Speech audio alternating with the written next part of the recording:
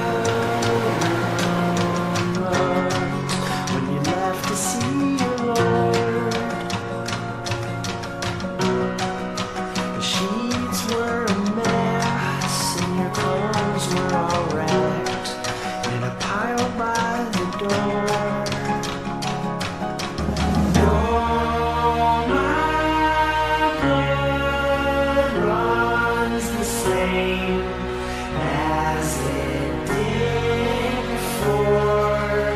Only their friends is now gonna feel it anymore.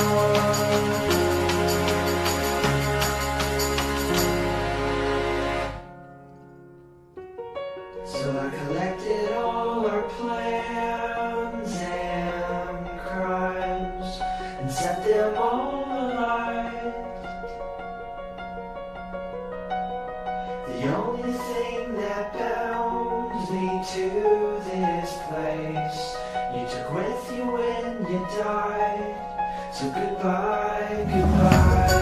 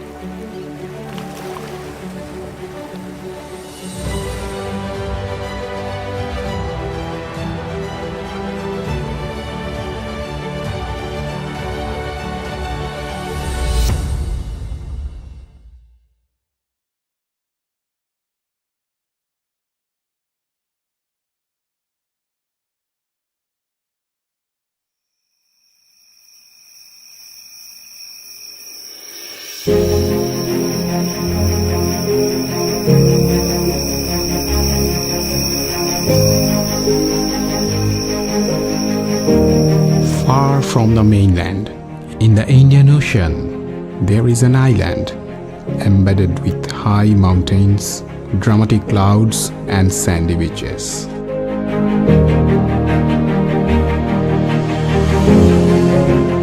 Lush green forests drench in rain. This combination of varied landscape and isolation from mainland created enormous and endemic diversity of unique animals.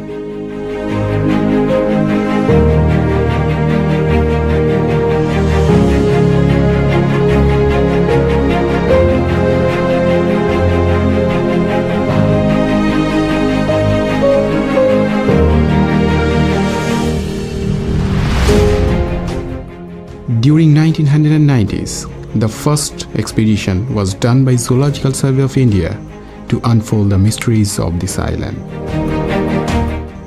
This is the land of the indigenous people, known as the land of naked.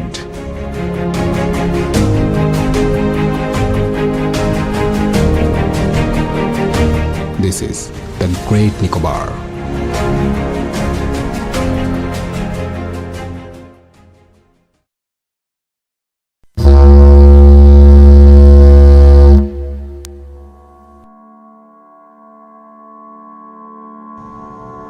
Nicobar group of islands is situated south of Andaman and north of Sumatra. The scientists of ZSI focused their survey on the Great Nicobar Island in 5 localities.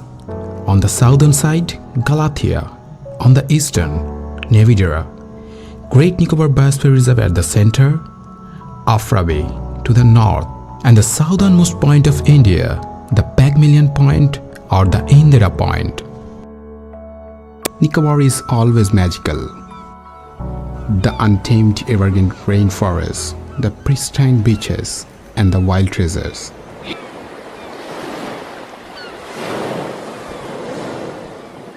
Almost 3 decades after the first expedition, the scientists of Zoological Survey of India set their feet on Nicobar, skilled with modern equipments to explore the island and its rich faunal wealth in deeper way.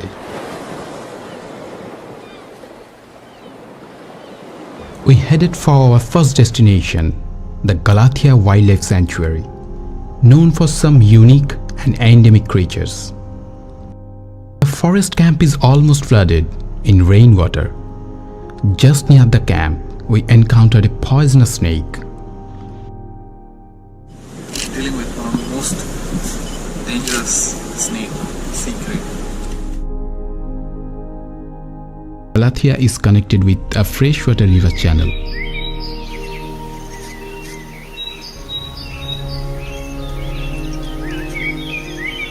Just beside the river, there is a cave, a home of a bat, Nicobar leaf-nosed bat. This nocturnal species lives in groups, in shaded areas, mainly in caves or dens, and communicate through echolocation. Sun goes down, darkness envelops the island. The team amidst low tide head towards the beach to witness one of the rarest and unique creatures on earth.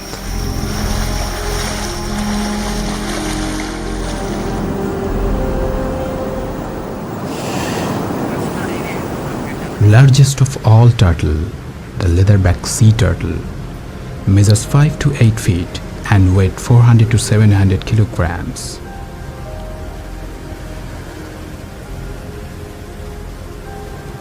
Galathea is one of the important nesting grounds of leatherback turtle in the world.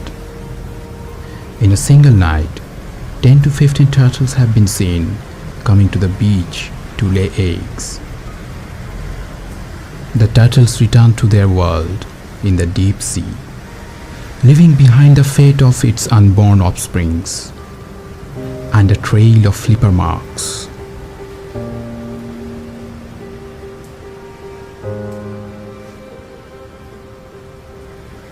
It's not always a happy ending. All the nests are destroyed and the eggs are eaten by a predator.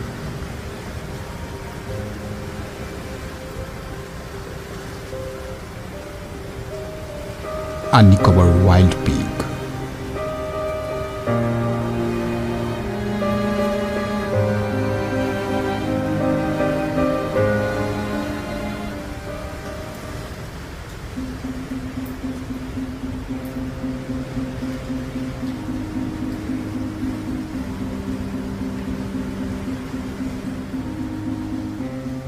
The following night, another turtle comes. After the eggs are laid, the ZSI scientists, along with the forest department, rescue the eggs, a regular conservation practice done by the forest department. Usually, in a single nest, there are 70 to 100 eggs. To protect them from predators, the eggs are shifted to a pit in a fenced area, carefully covered in sand for incubation.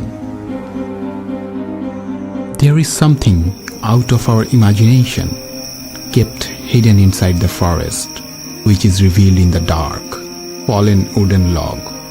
But when it is full dark, like a jewel glowing in green, even a tiny mushroom, when in dark, a phenomenon called bioluminescence.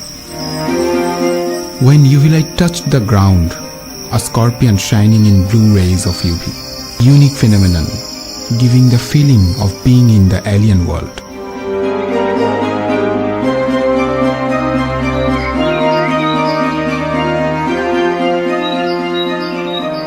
Now we are in Nevidera, a habitat with typical tropical rainforests, hidden with deep forest species. Tree holes and crevices are home of geckos and lizards. On close inspection, we found a gecko. They lose their skin from their body. This is called as regional integumentary loss. This is an interesting behavior found in many species of geckos, especially most in Southeast Asia. There are some other geckos which lose their skin on the forehead, but this has behavior and they immediately regenerate the skin also. As the team proceeded deeper in the forest, we encountered a Nicobar tree snake.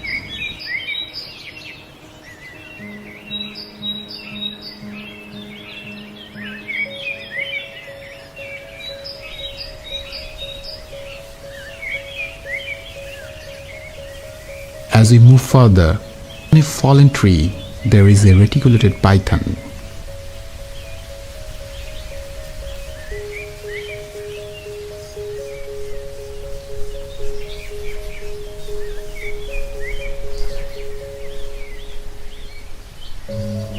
A Daniel's forest lizard. This lizard changes its body color according to the surrounding habitat.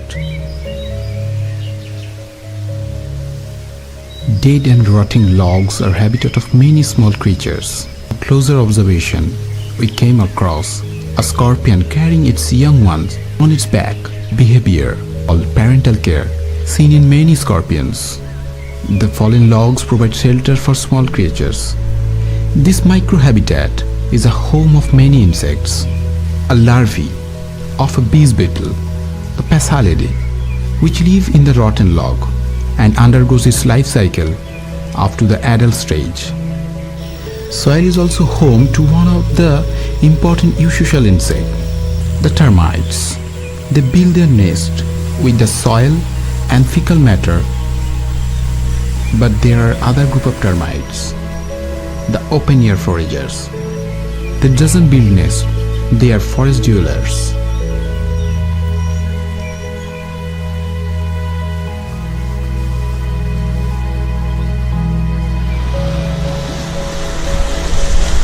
It is the time to return. High tide poses a great challenge for the team, but the team braving the rough conditions set further towards the next destinations.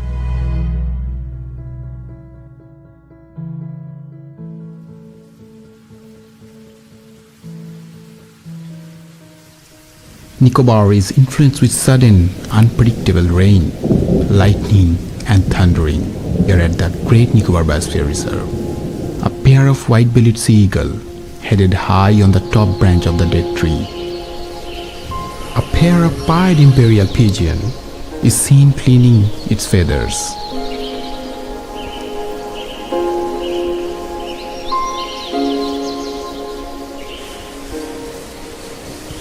Rain always boosts up the life form for new beginning.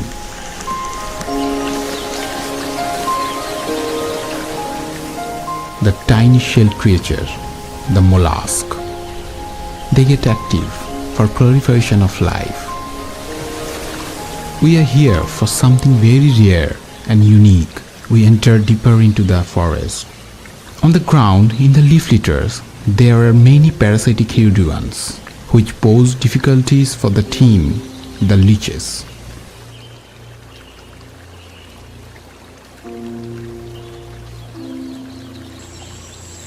Further ahead, a big mound on the ground, the nest of the bird we are searching for. After relentless search, finally we spotted the rarest forest bird of Nicobar,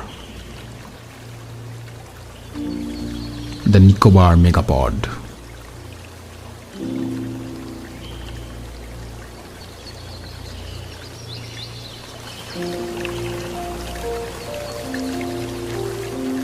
In the streams and small water bodies, life is proliferating.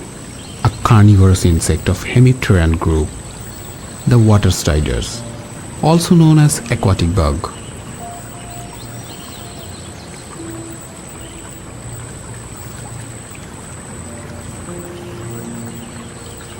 Hidden among the green forest path, we suddenly spotted two eyes peeping towards us, followed by a harsh call. The Nicobar long-tailed macaque, or commonly called as crab-eating macaque, only primate found in Nicobar. They live in a group with an alpha male and several females.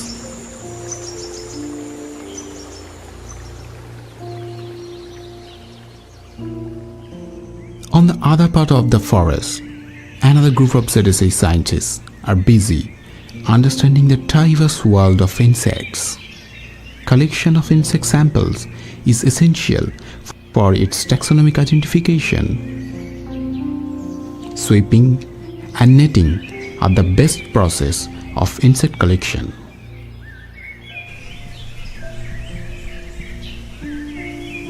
As darkness descends, it's time for insect sampling by using a light trap. Light traps are generally used to attract insects.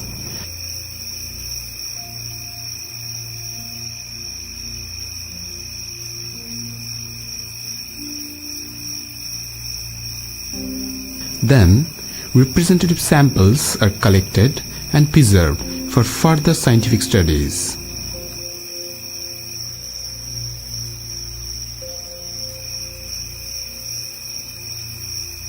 Other than the insects, there are other which get active in the dark, the owls. The Scopes owl and the Nicobar hawk owl.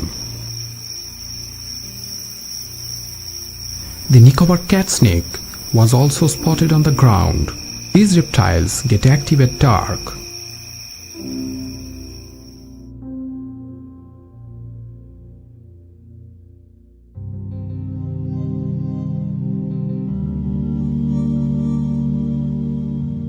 As time flies, we came to our next destination, the northernmost point of Great Nicobar, Afra Bay. It is a village inhabited by indigenous tribe, the Nicobaris. A traditional Nicobarese hut is made of wooden logs and leaves.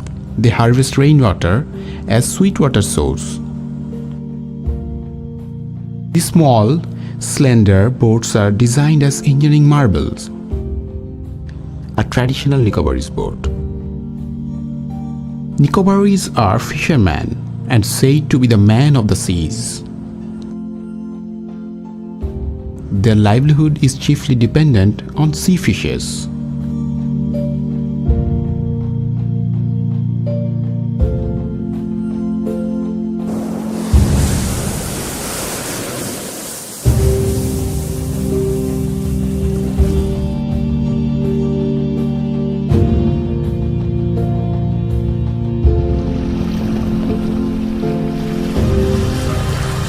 The fauna of Afra Bay is similar to urban fauna, being a village area.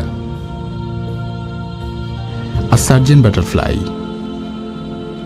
a tiger butterfly, bees and wasps are seen busy collecting honey and nectar.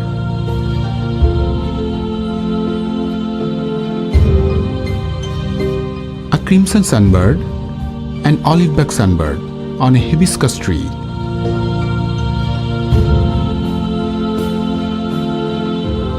The dead fallen trees and logs in the beaches are full of life forms. On closer examination, we came across different types of webs, the spider webs. From the extreme north, the team set sailing for its next and last destination, the southernmost point of Indian territory, the Pygmalion Point, also known as Indira Point. The base of the lighthouse is now covered with seawater. Prior to 2004 tsunami, the area was a small settlement and a village, but the tsunami changed it all. In the absence of a jetty and strong winds blowing with greater difficulty, the team somehow managed to land. Tsunami has transformed the land to a vast wetland near the beach. A Kentish flower, Pacific golden plover. Many birds were seen in the wetland. A wood sandpiper and a curlew sandpiper.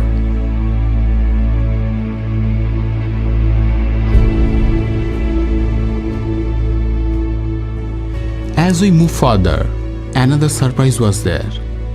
A critically endangered species, a hawksbill turtle.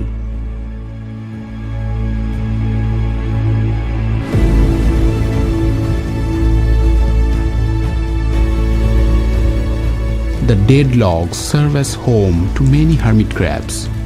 These crustaceans use the shell of mollusks as their protection. As the sun sets at the southernmost tip of India, the team is contented and happy with freshly baked fish as dinner. Under the vast expanse of the night sky, the single light from the tall lighthouse shining. Team members sleep peacefully on the bed of sand in the beach. The next morning signals it's time to return to the mainland. But this is just the beginning of the journey in search of wild faunal treasures hidden in the Great Nicobar.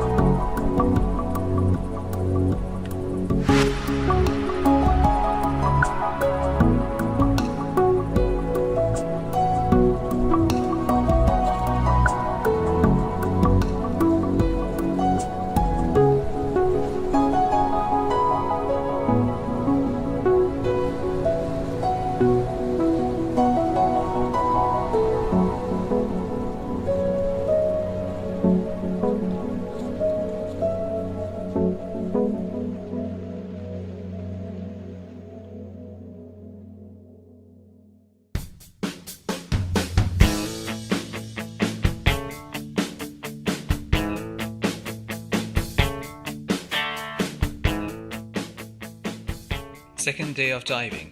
Clear day, clearer waters.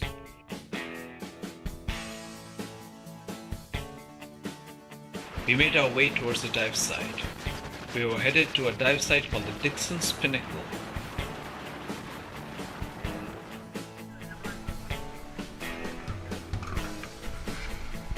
Oh, it's not 200, is it again? Now, Dixon's Pinnacle as a dive site was explained to us as one of the finest and the best that you could find around the Andamans. I was keen to see what it looked like. We had gotten over our early frets, we got used to the equipment, to the water, to diving, and we were raring to go.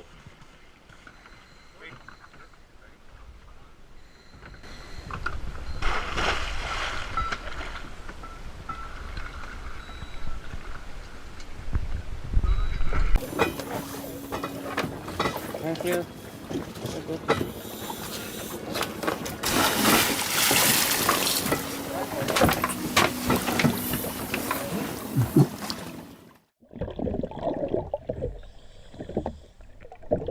As we entered the water, we were greeted by a sea of jellyfish. We were told that they were at the end of their life cycle, but that did not prevent us from appreciating the sheer beauty that greeted us.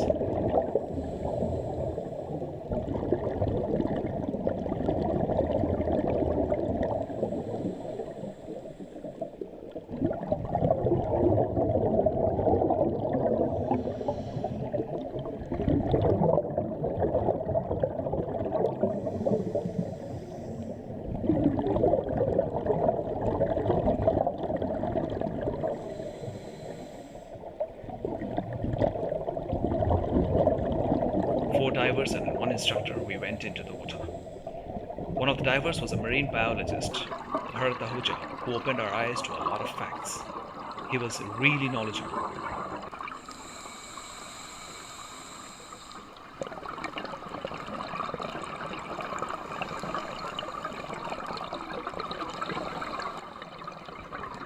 When we neared the end of the line, we were already at 21 meters, deeper than I've ever been before.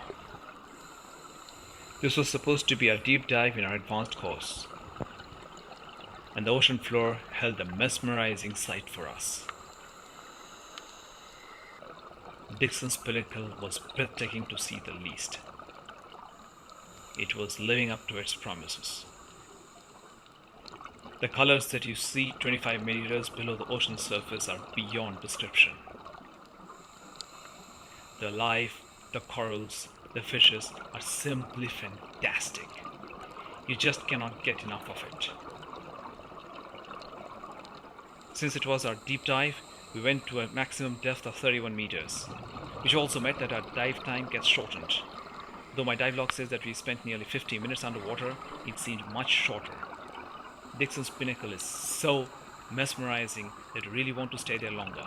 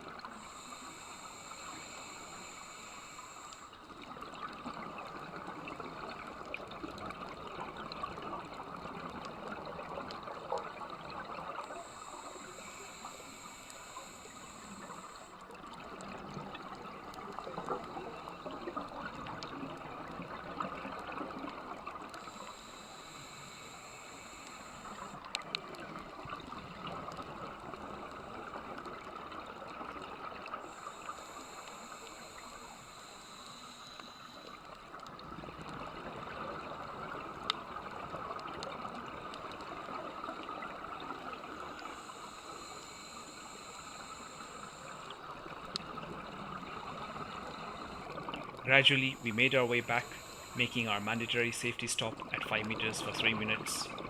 The dive was the most colorful that I've done and satisfied what I was looking for. All I was waiting was to go back, which we did the moment the time allowed.